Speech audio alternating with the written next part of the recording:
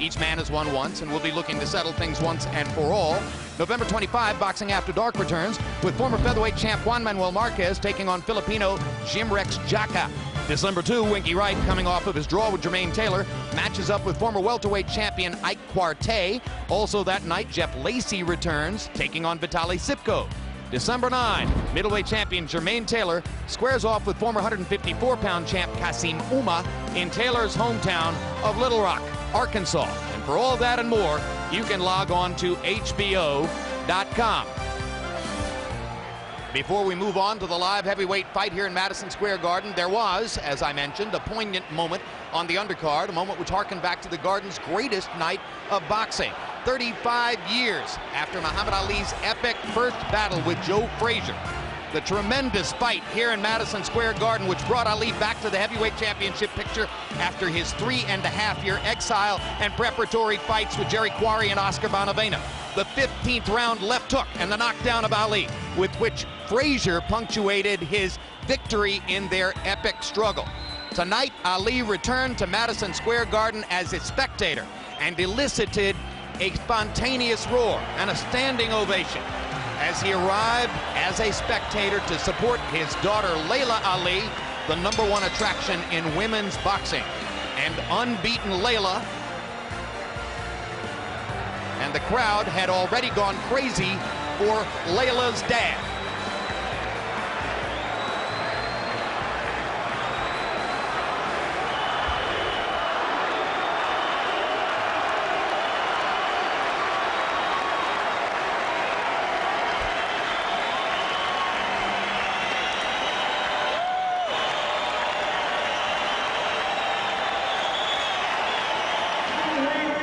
In the ring, Ali's daughter, Layla, seen by some as the linchpin of her sport and a target for a woman named Ann Wolfe, who constantly calls her out looking for a matchup. Layla went to the end of the 4th round in a competitive fight with an opponent named Shannon Burton from Kalispell, Montana.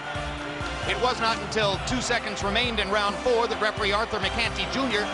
chose to stop the fight, giving Layla yet another technical knockout victory, keeping her dossier clean, leaving open the possibility of a matchup between the top 2 fighters in the sport, herself and Ann Wolfe.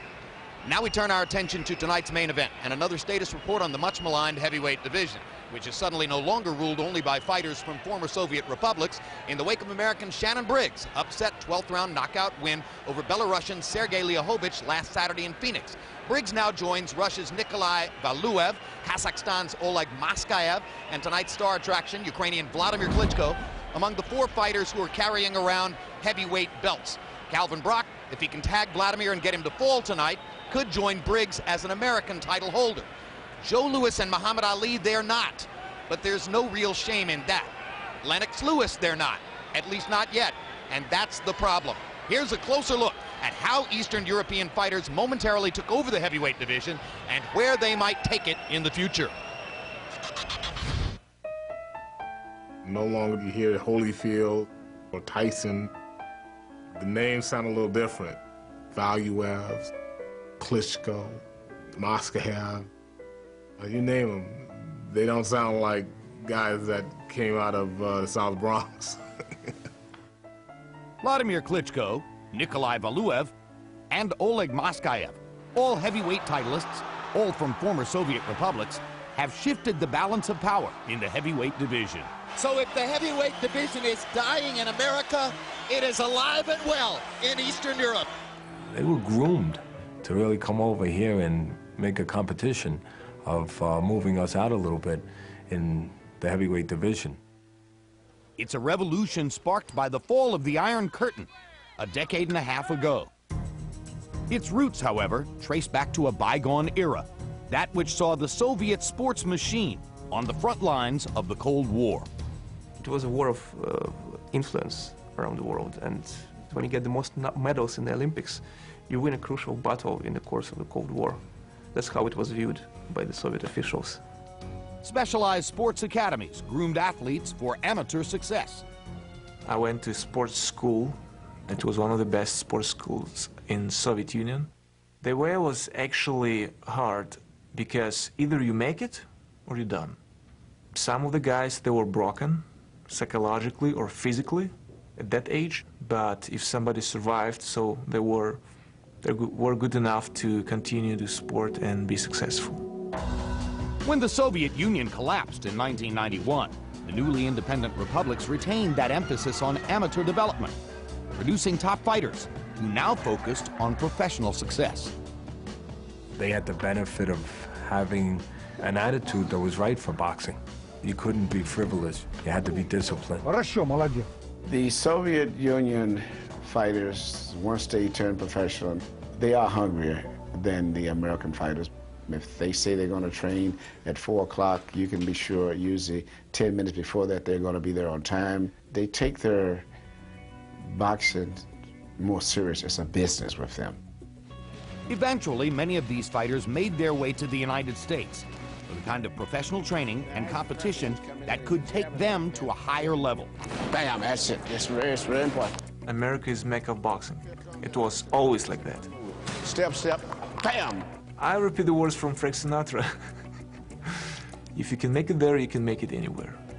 A lot of these guys had been in this country already for several years, and they had learned quite a bit. So the time was ripe because the heavyweight division all of a sudden was in a slump. It hadn't much to offer. Certainly not many American talents. And that's it! It's over! Oleg Mastayev has another knockout of Hasim Rahman. But I'm not so sure whether all these guys would have been so great or would have been champions in greater days of heavyweight boxing. Despite Shannon Briggs' knockout of Belarus's Sergei Liahovich last weekend, overall, it has been the demise of the American heavyweight which helped usher in this new era. The reason that we don't have as many talented big men in boxing today in this country is the fact that I think many of them are going into other sports. They're looking at all these mega million-dollar contracts that the basketball players and the football players are making, so therefore it's much more attractive to go into those sports. A lot of people say the next great heavyweight American is playing in the NFL, that they're going to other sports and stuff. But it's not just because the NFL is there, it's always been there. It's because there's no marketing going on. There's always a football field. How many boxing gyms are there? There's less and less. But even in other sports traditionally ruled by Americans, foreign athletes have gained a strong foothold. Heavyweight boxing is in no way immune to this global phenomenon that cuts across sports barriers. This is not about boxing, this is about sports. And boxing is falling into line with every other sport.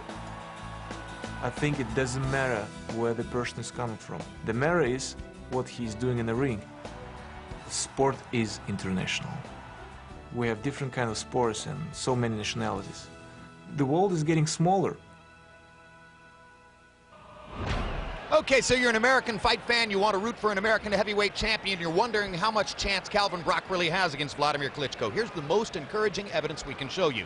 A fight a year and a half ago against Jamil McCline, who is himself 6'6" and 260 some odd pounds. When knocked down in the 7th round, the first knockdown of Brok's career, he got up off of the canvas and fought back vigorously.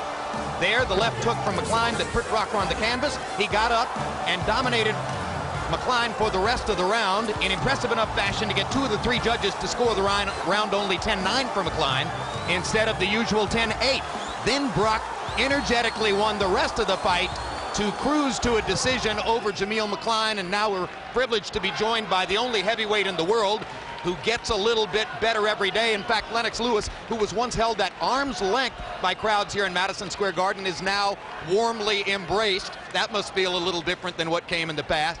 As we get ready to watch Kельvin Brok against Wladimir Klitschko, how much does it mean to see the way he performed after that knockdown against McCline? It means a lot. It shows he's got great heart. You have to remember he's undefeated. He's an undefeated heavyweight. He's very hungry. He wants to be heavyweight champion of the world, and this is his chance. Lennox, Vladimir's 6'6", maybe closer to 6'7". Brok is 6'2", maybe more like 6'1½". Isn't it a big deficiency? It is a big deficiency. He's up against a great boxer with a great right hand, and he's big. He's a big heavyweight, 250. It's going to make life difficult for Kельvin Brok, but, you know, we're going to have to see how he copes with that. One unique element of the fight tonight, if you've been watching us for years, you know that Wladimir Klitschko has a PhD in exercise physiology from the University of Kiev. Kельvin Brok has a bachelor's degree in business administration from the University of North Carolina at Charlotte. Larry, who would have thought, pick up your microphone, who would have thought that two college graduates would be fighting to try to raise the prospects of the depressed heavyweight division? At last, proof of intelligent design, Jim. You know, in the primitive mindset of boxing, a brainy guy can't be a real good fighter because when the going gets tough, he's not going to want to get his brains addled. And it makes perfect sense. Except that it seems that Klitschko and Brok haven't allowed the junk in books to turn their ambitions off.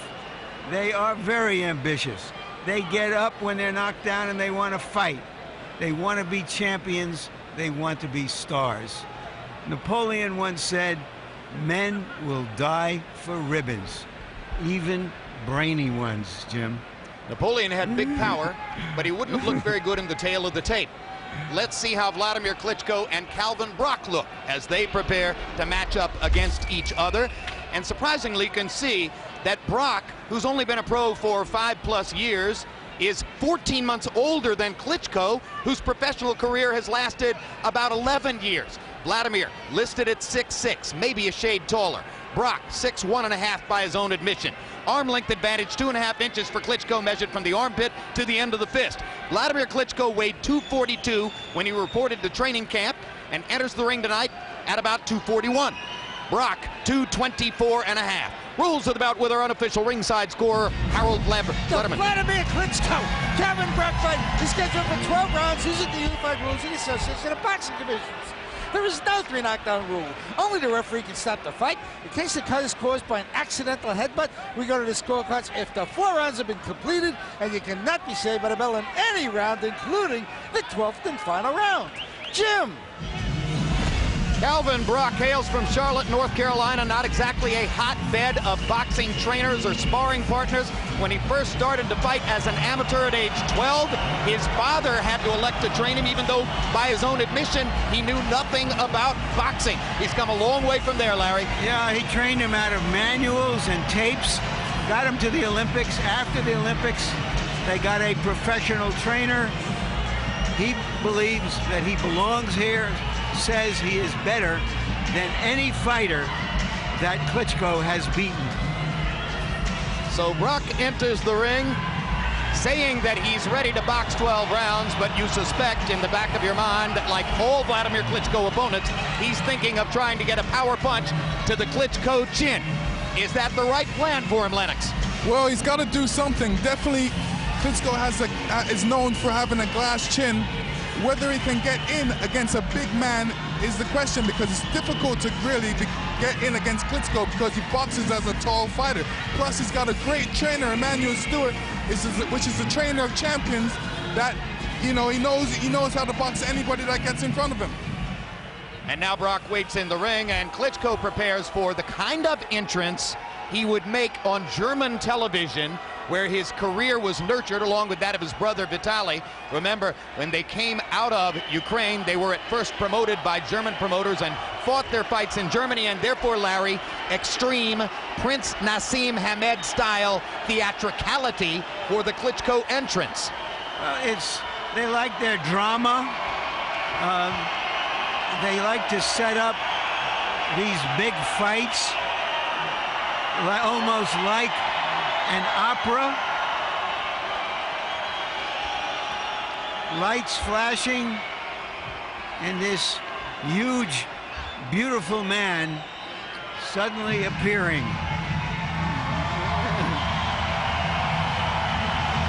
First defense of the belt that he won from Chris Bird in Germany earlier this year. It was his second destruction of Bird, who made a classic misjudgment in seeming to want to fight a big man's power fight against a much bigger man. But interesting, Jim, of the hundreds, if not thousands of fighters who have won belts, he's the only one you've ever heard say, that doesn't make me a champion. He won't consider himself the heavyweight champion until he beats the top guys out there. Klitschko enters, and as you can hear, despite the fact that Brok is the American fighter, this is a Klitschko house in New York, an international city. Germans, Ukrainians, Russians, and a lot of Americans love Wladimir. Now let's go to ring announcer Michael Buffer for the official introductions.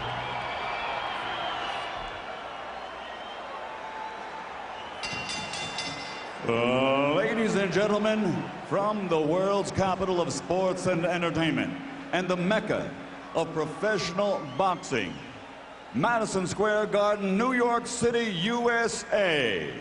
K2 Promotions, in association with Main Events, along with Madison Square Garden, HBO Sports, and RTL, and sponsorship by Mineral Experts, ComAdvice.com, are proud to present the featured bout of the evening.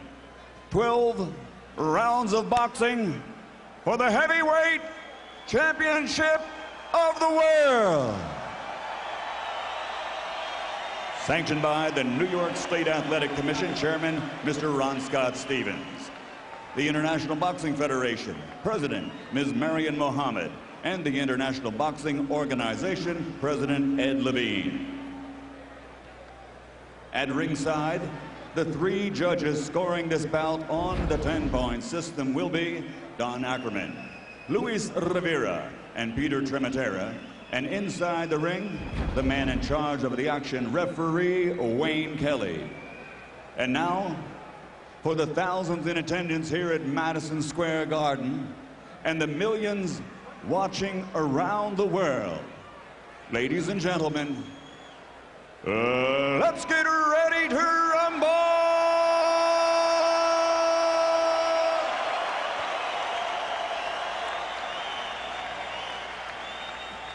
Fighting out of the blue corner, wearing white with gold, official weight 224 1/2 pounds. His professional record, a perfect one. 29 bouts, 29 victories, including 22 knockouts, and this U.S. Olympian is the only ranked heavyweight contender in the world today who has never lost a professional bout. From Charlotte, North Carolina, USA, the undefeated challenger, the boxing banker, Kельvin Brok.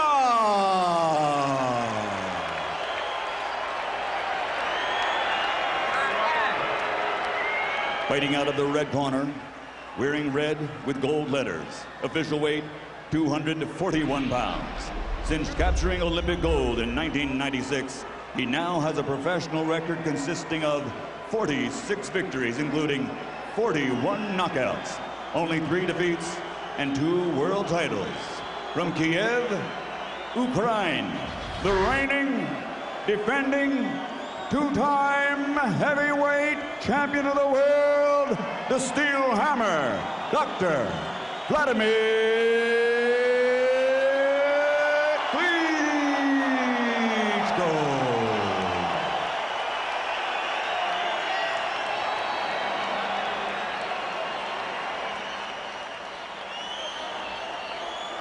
Good evening, Kельvin. Good evening, Wladimir.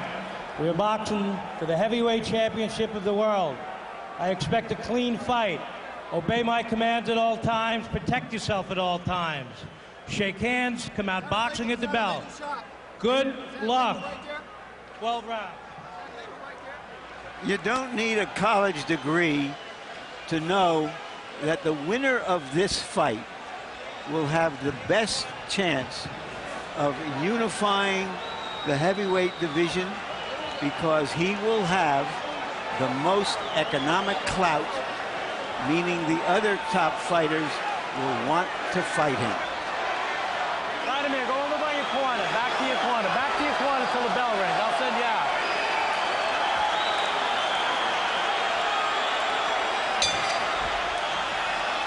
Round 1 begins.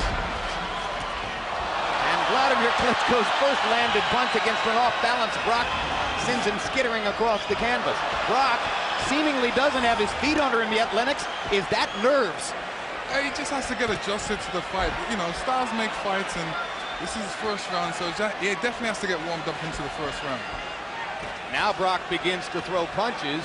I'm reminded a little bit of Michael Grant and how eager and anxious when he came into the ring against you here in Madison Square Garden, Lennox, and of course by the second round he was snuffed out. Brock seems to be getting his sea legs, but now he falls again. Wladimir Klitschko, Jim, was on the undercard of that fight. Fighting David Bastos, and he set a CompuBox record for jabs by a heavyweight. His only other appearance at the Garden. But it's probably helpful, isn't it, Lennox, that he has fought here once before and Brock has not. And Wladimir has a lot of experience, and that's what he has over Kelvin Brok right now, especially when it comes to big fights like this. A lot of people thought 3 years ago that Jamil McCline, or 4 years ago, that Jamil McCline might be able to compete against Wladimir Klitschko. McCline, when he looked across the ring at Klitschko and his vast amateur experience, seemed to freeze a little bit. Brock has appeared nervous in the first minute and a half of the fight. Seems to be getting his legs now, but hasn't landed anything significant. Klitschko hasn't really landed his jab yet, as he waits to see when Brock is going to settle down. Now's the jab, and that's Klitschko's best weapon, his relentless jab, Lennox, which sets up the rest of his offense. Right now, you know, he seems like he's setting up for that right hand, that big right hand that he throws. Now, Kelvin needs to really shuffle in. He's not really shuffling in with that jab. He's just stepping. And right now, he's mixing up his feet with Klitschko's. Lennox, over the years training you, Klitschko's trainer, Emmanuel Stewart, developed a sort of a science for how a big man, particularly somebody 6'5", 6'6", like you, like Klitschko, should fight in the heavyweight division. What are the basic principles? Basic principles is stay tall, definitely jab a lot, and, you know, work that jab until you see an opening and then throw a combination. What's the engineering of staying tall? Well, right now you can see an example of it right now with Wladimir Klitschko, and he's doing a proper job. Keeping his head up, his hands high. Brock still hasn't figured out how to get inside the reach of Klitschko. Styles always make fights, and, you know, Kelvin needs to really get inside of Klitschko right now. Round one seems to be a bit of a nervous experience for Kelvin Brok. And Wladimir Klitschko took his time, landed a few jabs, seemed to have controlled the round. You're going to hit him with the stone, hit him with the hook. You tried it one time, just missed it. Then he's going to get confused, and then the right hand will come through. But the jab is good, and you're controlling him good with this arm here. And eventually he's starting to fall apart, keeping the pressure on him. Very good patient fight. Keep controlling him with the left hand. Give him more feints, okay?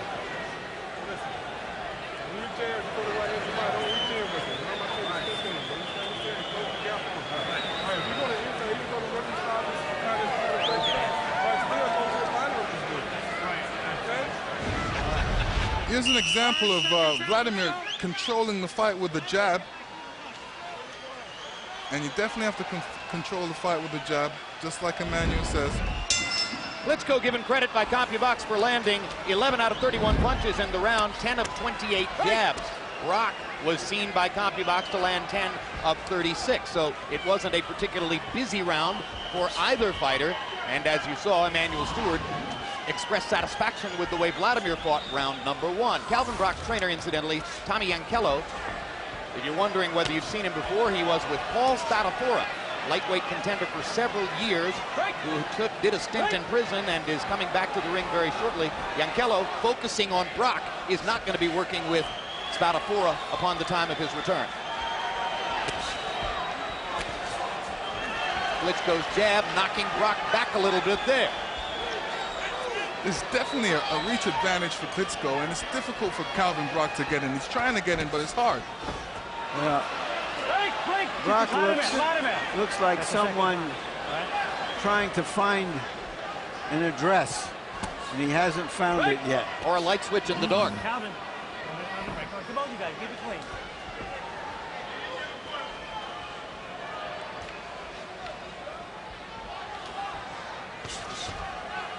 People talk about Kельvin Brok.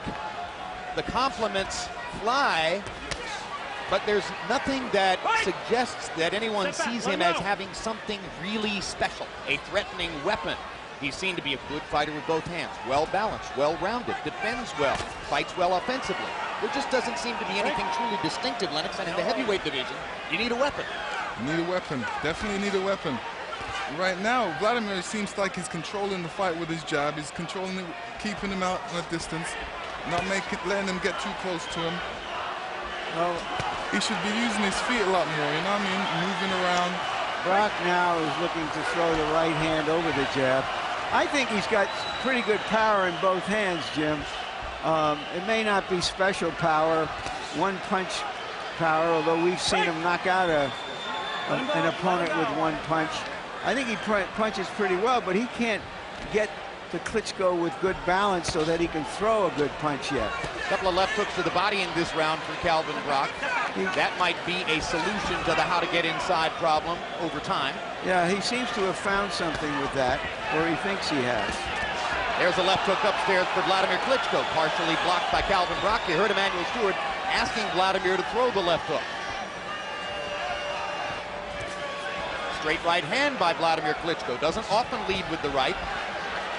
So that may be a new element in his game if we see it more often. Let him go and step back.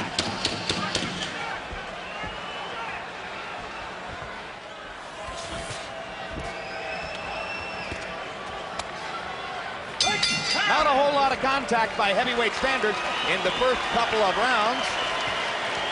A restless crowd waits for the explosion.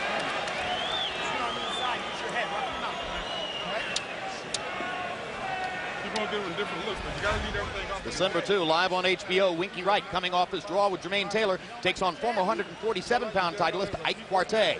1 week later, middleweight champ Taylor defends his title against former 154-pound title holder Kasim Uma. Two fascinating fights on World Championship Boxing.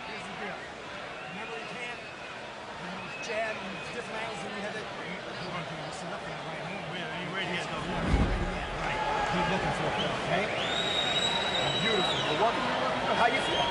Okay, good. Close rounds, close rounds. All right, let's go. Seconds out. Brok could have won that last round on his body punches. Klitschko didn't do much. There's a little swelling under the right eye of the left eye of Wladimir Klitschko, perhaps from a Brok right hand. CompuBox numbers slightly favoring Brok, perhaps partially because of those body punches in round number 2. Klitschko hasn't really stepped up the tempo on his jab. In the past, we've seen him throw sometimes 35, 40, 40, 50 jabs per round. Nothing like that yet tonight. Both fighters looking cautious. Yeah, Vladimir's doing a lot of measuring right now. And, you know, Kельvin's still trying to work and trying to get inside, giving him different angles right now, which is the right thing he's doing. Right now he can only get to the body, so he's hitting the body. Step back.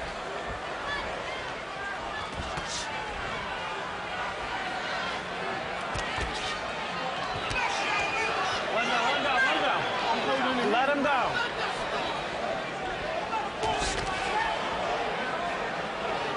There was some fear that Klitschko would completely outclass Brok. I don't think that fear has been justified to now. Certainly not. It's a give and take fight. It still seems to be a relatively cautious fight on both sides for heavyweights. And Klitschko seems far more sparing in his use of the jab than is normally the case, which indicates a fair amount of respect for Brok. Well, it's not just the respect, but Brok keeps his hands high.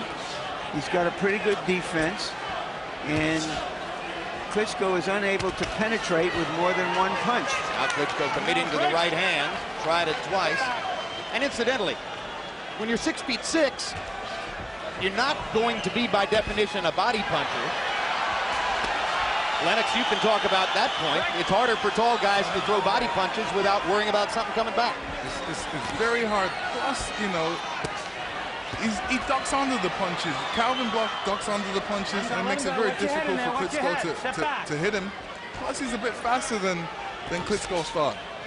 He's used to big guys, and he realizes that he's faster than bigger guys. So Brok's speed superior to that of some Klitschko opponents, and perhaps the Klitschko fight plan to this point, indicating a slower pace for the Ukrainian fighter than has sometimes been evident. Now, some of that, of course, may have to do with the way he ran out of gas against Lehman Brewster. Fight in which he was able to land at will and ultimately perhaps landed too much. Wladimir is finding it difficult to hit Kельvin Brok with that jab. And the crowd continues to get more restless. They wanted excitement. You're doing it just like we were talking about the other, but you're not using and keeping him at distance now. You're letting him get too close. And now, he may be winning the fight, believe it or not. Because you've been waiting and waiting, and now you're letting him punch, and you're just leaning in, doing this. You got to start getting your distance and keeping him outside, and then you can catch him. But you're bending into him now. You're not using your distance anymore, okay? And get back to keep him at a distance. He's getting too close to you now. And he's on the slope. Either one are guilty, but you're both guilty, all right? Just try not to hold. I'm going to tell him the same thing. And you're on the inside, and you're throwing them uppercuts up the middle. Right. Throw uppercuts up the middle, okay? The main thing is just stay focused. Don't let them. Right. Yeah, I am. Okay. Right. Keep the jab walking. And don't. All right, let's go. Seconds go. Let's go. Kelyvin's numbers through 3 rounds show a huge disparity in power punching, and you heard Emanuel Stewart talking about it to Wladimir Klitschko. Wladimir only 4 out of 31 in power shots through 3 rounds. Brok getting credit for 28 out of 52. Harold, how do you have it through 3? I got it 2 rounds to 1, 29-28, Wladimir Klitschko. Jim, I got to tell you something. What Wladimir is doing is he's not snapping that jab, he's pushing it. And it's really costing him. I mean, this is a guy that used to snap the jab, come over the top of that straight right hand. You know, he's a power puncher, but now he's just keeping it out and pushing it out. And that's what's hurting him. Kельvin Brok did get in enough in the 2nd round to win that. 3rd round was very close. They give it to Wladimir. 2-1, Klitschko. Klitschko trying to get his jab going here in the early portion of round number 4. When you hear the encomia from When I say break, take a full step back. Emanuel Stewart, for the way Wladimir trained, you might have expected a faster pace than this.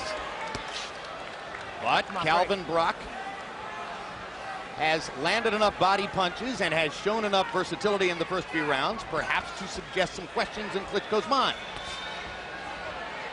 Good body punch by Brok with the right hand. Let him go! Wait! No punch.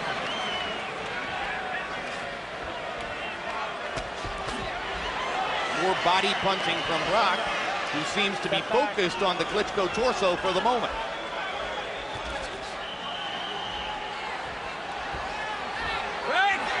It's just like 2 pieces of an apple that don't quite combine to make a whole apple.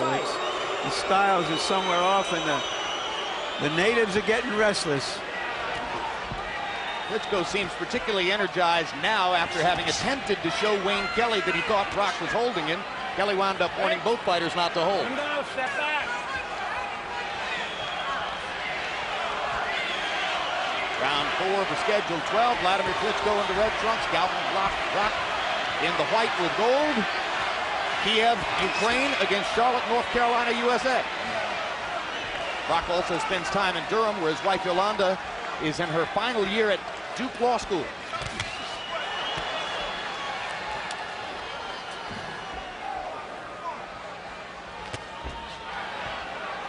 Left-hand shot by Klitschko. Brok is doing a great job by not getting hit by even jabs or right hands. And like I said, he's going to the bodies. That's the only thing he's hitting right now, he's getting to, and he's doing a good job at it. Well, Brok's defensive skills were shown coming in the fact that CompuBox numbers showed opponents landing only about 20% of their punches against him over a long series of fights. And that's the kind of percentage that demonstrates that Brok makes himself difficult to hit. Klitschko may be having trouble simply with the fact that Brok knows how to defend. Well, Klitschko, if he wants to get to Brok, he needs to relax a bit more. He's a bit tight, very tight. He's trying to push out his punches, should be more fluent with his punches.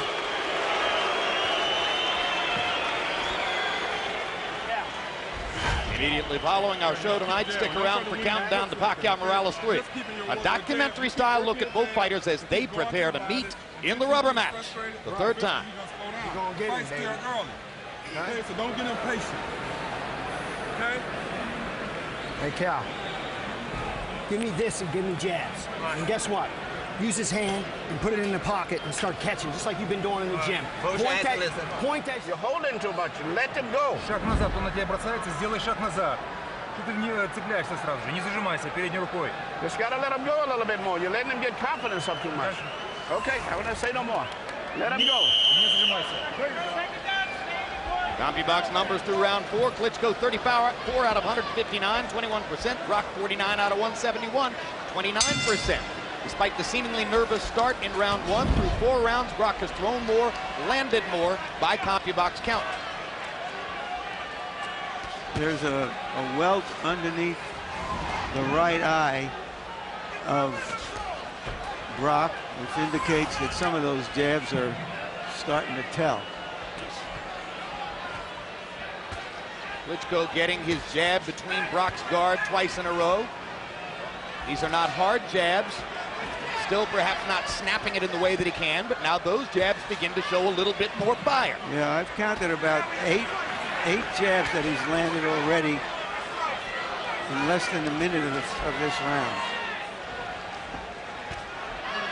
9, 10, 11, 12, 13. Let me tell you, those are not soft jabs. Vladimir's stepping into those jabs, so Calvin's definitely feeling it. He's snapping his head back. Another good left-hand punch by Klitschko, this time turning it into a little left hook. And now the jab lands again, and again, and again. And the left hook lands again. Wladimir Klitschko having a big round with the left hand in round number 5. And Brok begins to hold his hands back and not throw as Klitschko begins to dominate with the jab. This is a sudden change in the fight taking place before your eyes in round number 5. Brok's trainer told him to keep that right hand up and catch some of those jabs, but he's not doing a good job at it right now.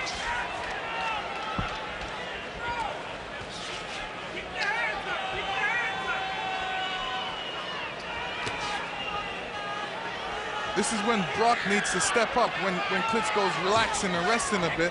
He's already thrown 10 jabs, 15 jabs. Now he's resting. This is when Calvin needs to step it up. And another left hook lands for Wladimir Klitschko. He's landed the jab and the left hook fluidly, as Lennox Lewis suggested he would have to do here in round number 5. Almost as though somebody turned on a light switch in Wladimir Klitschko here in the 5th round. Break, let him go, step back. It was a situation where he was just tight. Now he's relaxed a bit. He's getting more looser and connecting with the jab.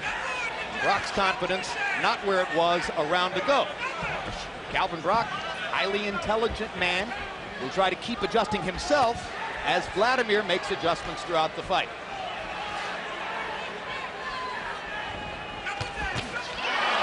Suddenly the jabbing contest belongs to Klitschko, and he landed a little right hand inside, and there's a bigger right hand. And Calvin Brok has taken a beating in the 5th round. Big left hook to punctuate the round for Wladimir Klitschko. Time!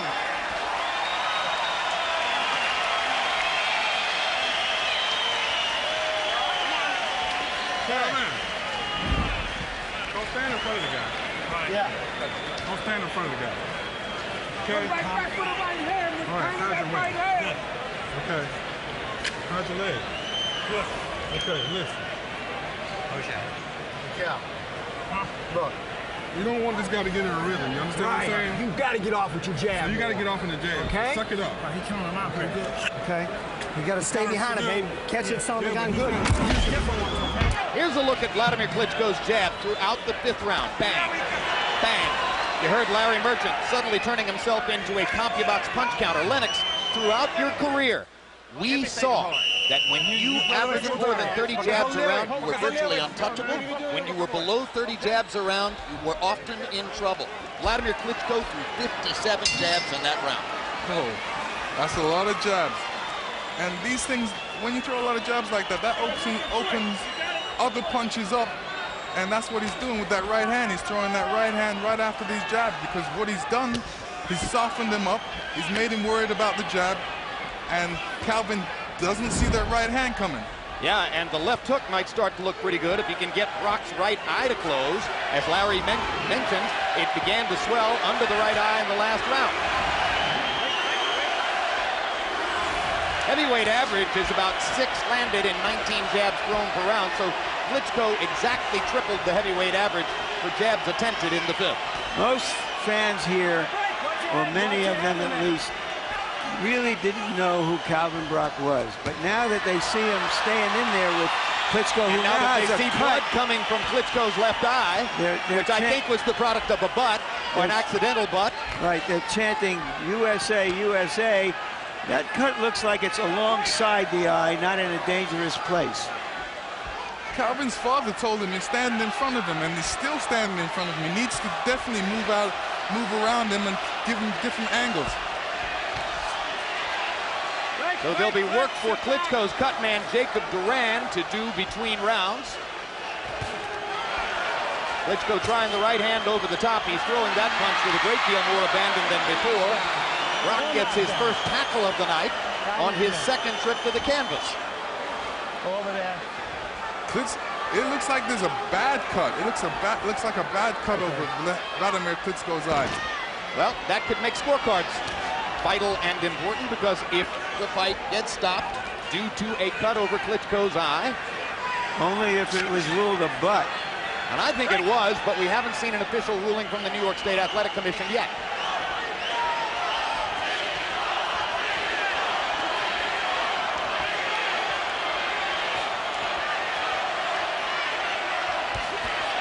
Hard right hand by Klitschko. Brok took it pretty well.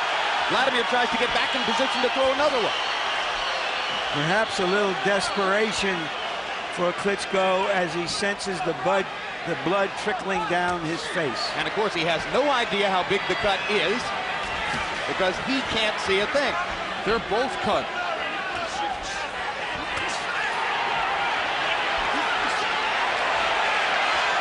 Fight getting rougher. Crowds liking that. Klitschko trying to sell out a little more on the right hand, Lennox.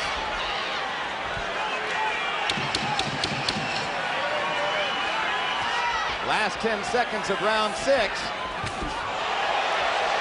Klitschko trying one more big right hand. Had his left hand in the air above his head.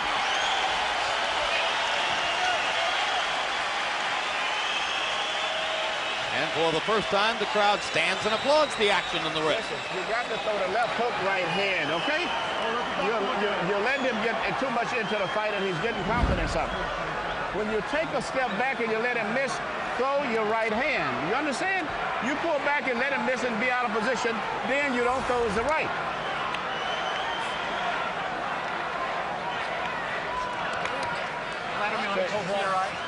Doctor, what I said. Hold on, let's go back. Передняя рука, не вкладывайся. Он кидается на тебя, сделай шаг назад. You got to step it up to him. You understand? You're backing back too much. He's getting confidence. Но на нем. Не жди, когда он работает. Let's go. Он на нем работает. Let's go. Between rounds, referee Wayne Kelly leaned over the ropes to tell us that the cut at Wladimir Klitschko's left eye was caused by an accidental headbutt. Harold Letterman, as you give us the score, tell us also the implication for the accidental headbutt ruling. Okay, Jim, 4 rounds to 2, 58-56 Wladimir Klitschko. As far as the rule goes, since it's beyond round 4, if this fight is stopped by that cut being worsened by legal blows, we go to the scorecards because the original cut was caused by an accidental headbutt. So if the fight is stopped, we go to the scorecards. 4-2, Klitschko. Wladimir Klitschko got a technical decision win over DeBarrow Williamson. A year and a half ago, when Williamson managed to cut Klitschko over the eye as the result of a butt, fight was stopped. Klitschko was leading on 2 of the 3 scorecards and got a win. That fight raised a lot of questions about Wladimir because Williamson, relatively willowy, knocked Wladimir down with a right hand. On the other hand, DeBarrow Williamson, as an amateur, was known as the touch of sleep because of his big right hand punching power.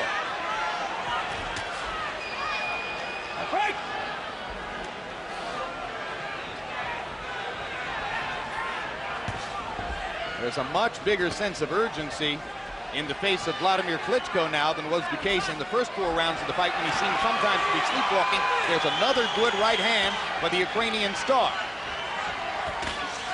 And a big right hand by Klitschko, and he thinks he's got Brock hurt.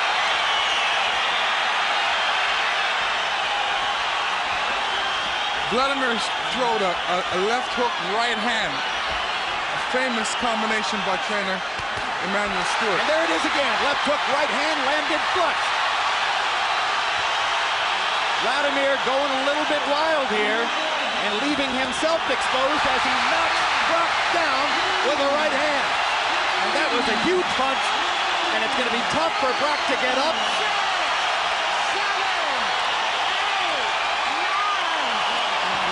And Wayne Kelly's going to stop it. A knockout win for Klitschko in the 7th round. Boom! That's what heavyweights are supposed to do.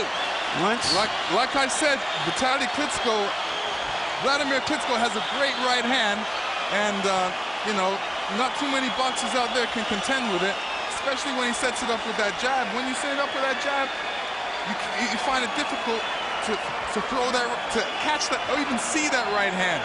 And he did a marvelous job throwing that right hand tonight. Yeah, when I started the countdown in about the 5th round, and he was seeing that he had to force that jab, that's when he set this up 2 rounds ago with the jab. 2:10 of the 7th round. Klitschko closed the show, landing 9 of 17 power shots in that round.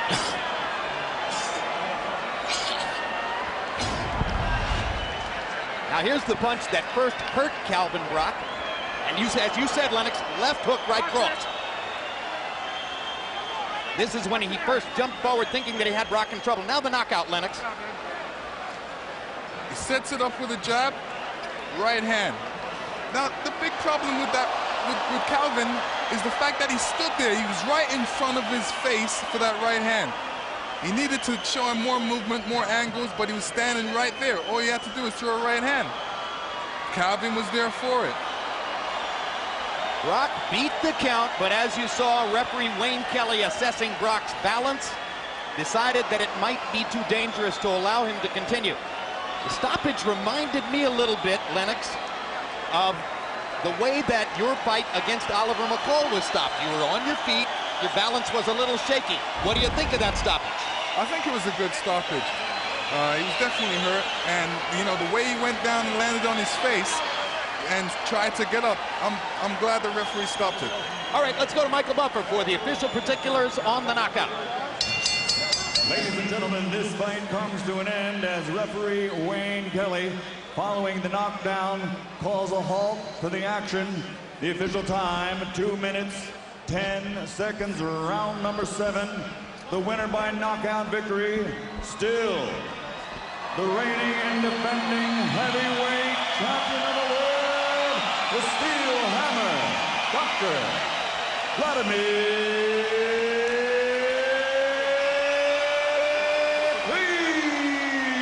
Klitschko.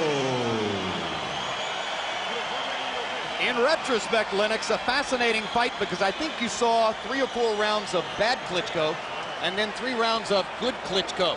And that may be a statement on what it means to have Emmanuel Stewart in your corner. Trainer of champions. Brock, go ahead. No, I was saying Brock stood right in front of, you don't stand right in front of a guy that can punch. It's always important to show him different angles, make it hard for him to hit you. And in this case, it made it easy for Klitschko to hit Brock.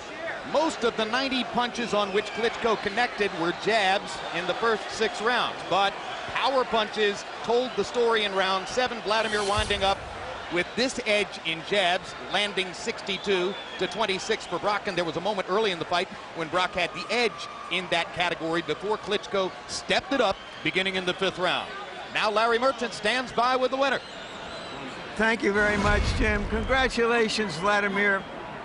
A lot of people didn't know what to expect from Brock. Did you know? Were you in any difficulty in trying to solve his style early in the fight? Yes, I did, as you have seen. And Kельvin Brok is very difficult to reach and to hit. His protection is very good. and he feels punches very good. That's why it was not so easy to get him in the first rounds. First I have to get the distance, and then actually I supposed to finish the fight maybe 2 rounds earlier. But anyway, it was great experience to go through another undefeated fighter. I've really fun to defeat undefeated fighters. Because they can be awfully difficult to beat, because they will stay as long as they can, thinking they have a chance to win. That's exactly the issue, and Kельvin Brok, in my opinion, he was, I think, the best heavyweight right now out there, even if he doesn't hold the title. When you got to start with your jab, you set up the close, and please describe for us, Wladimir, in this monitor, what you see and how the fight ended. Of course, with the left wide hook, what usually Kельvin Brok did, or still doing, it was actually easy to hit him with the right hand. But it's all about timing, and I should do it in the early rounds, not in the late round. Right. Did you feel any urgency because of the blood coming from your eye? Yes, it was another headbutt, which was my mistake. I allowed him to come closer. And actually all cuts which I've got, most of them, almost every one from headbutts. So you felt some urgency, you started to land your jab, and then you went for the knockout. Is that a fair statement? I think that's the right description. You had a very tumultuous welcome here in New York. Nobody knew what to expect. A pretty good crowd. Max Schmeling, he once told us, said, to be a champ, you got to fight in the U.S. What is your reaction to the crowd's reaction to you? I'm really thankful to everybody who got to the show tonight, because each sold ticket, part of the ticket was going to UNESCO project to build new schools in Namibia, Africa, for those children, because they have, without education, no future. So now they will get at least $250,000. We will see, it shouldn't be more, because I see the arena is full, so I'm expecting a good number. You said you won't feel like a champion until you can beat all the other guys with belts. Do you have a preference now on who you would like to fight next? I think anyone who holds the title. It doesn't matter who, one of them. Thank you very much, Wladimir. Congratulations again. Jim? All right, thank you very much, Larry Merchant. So Wladimir Klitschko gets a knockout win over Kельvin Brok to try to cement his status in the eyes of many experts as the #1 heavyweight in the world. Let's talk right hands. Yours was the bomb. I mean, when you hit somebody with the right hand, there was a thudding effect, and about 10 seconds later, they'd say, oh, why am I still woozy? I think Vladimir's right hand is maybe a little quicker and a little sharper, if not as heavy as yours. What do you think? I would say it's about the same. I wouldn't say it's better, but he has a terrific right hand. Like I said it from the beginning. You know, not many heavyweights are going to contend with his right hand. And if they get past the jab, they're going to feel the right hand. And he's got a powerful jab. And he throws the jab a lot of times out there. He keeps it busy. That's what softens his opponent up. And then he ends it all with the right hand. Everybody talks about the vulnerable chin. Is his offense his best defense? I mean, my feeling is when he's coming forward and jabbing, the chin may not matter. Well, you know, they only talk about his chin in one fight. Evidently, if you look over his last few fights, the chin hasn't come into play whatsoever. So that's out of the books. His chin has gotten tougher. All right, thanks a lot, Lennox. Larry Merchant. Wladimir Klitschko starts sluggishly, it seems, and then suddenly wakes up, begins throwing a bushel of jabs, and from there, it was strictly a matter of time.